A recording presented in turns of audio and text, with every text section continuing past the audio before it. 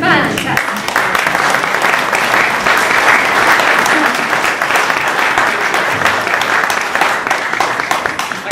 Rosemary. I'll hand over now to our... So it's great. I think it was a wonderful idea to invite Rosemary back to open this Christmas Tree Festival, this very special 10th one. Rosemary is very well known to you all, our local celebrity.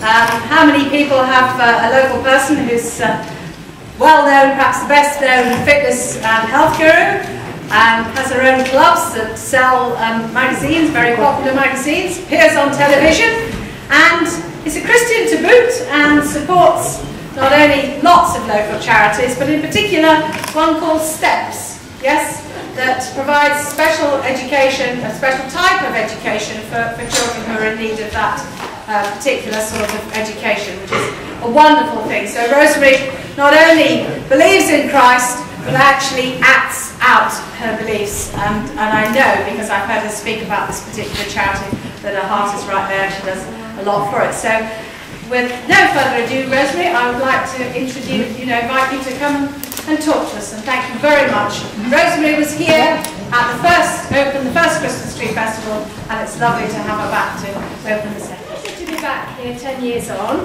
and wow, doesn't it look absolutely fantastic in this church? And the hard work that's gone into these different creations, and 70 trees here, no less than 70 trees. Now when you think of the people behind that, and the people who have put the thought and the effort and the energy and the shopping and the creation to make them look this beautiful, I think it's absolutely fabulous. When you realise that over the last 10 years, £66,000 has been raised from this event, that's stunning. Now this is not a big village. We're not talking an OB or a Wigston or something like this. It's Burton Overy. And it's a beautiful village. And I think this festival of trees really does epitomise the sort of community that you have in this village. And it's great that Joan and her team are behind this event, because these things don't happen overnight. They take a lot of organisation, a lot of passion, and a lot of dedication. So well done to everybody, and I think we should give a round of applause to everybody. It's been raised over the last 10 years, has been given to a variety of excellent charities, as well as supporting the local St Andrew's Church, this church. And we all know that churches like this need a great deal of upkeep. And so to have something like this every year is absolutely golden. But the other charities that have been supported have been the Chernobyl Children, the Burkitt House Special School, Kidney Research, Motor Neurons, and this year Parkinson's Disease Society. So well done to everybody, and I'm sure all the charities involved have been immensely grateful to you. Now, I know that Burton Overy now has a new celebrity in the village, and it's William the baby donkey. And for those of you who perhaps don't live here, you may not have seen William yet, but I understand that last year when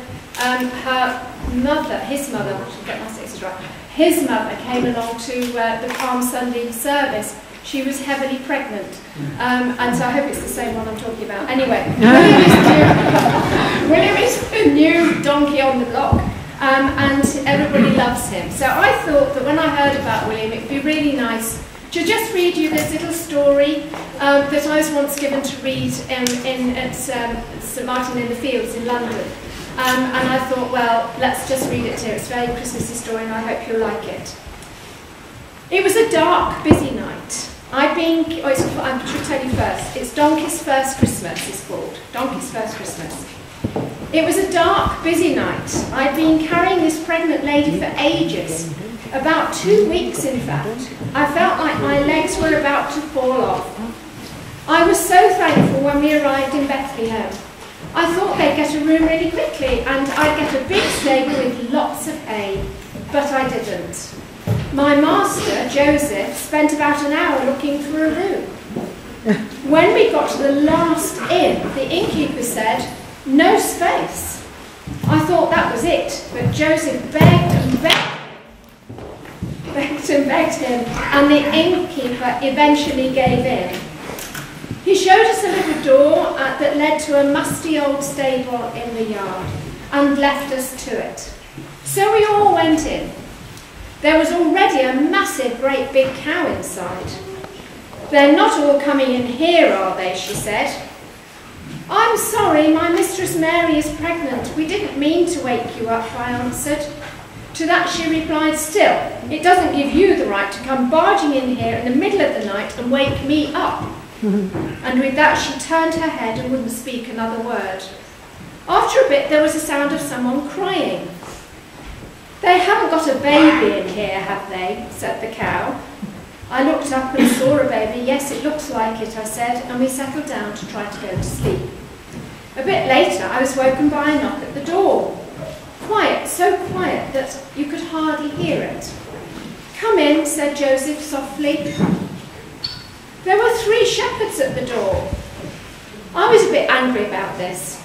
Didn't they understand? I wanted my sleep. The cow looked up crossly. "They're not all coming in here, are they?" "Humph, it looks like it," I said. And in they came with loads of lambs who started to kick all over the place. I asked them, "What are you doing here?" And one of them said, "We have lowly gifts for the newborn King, Jesus.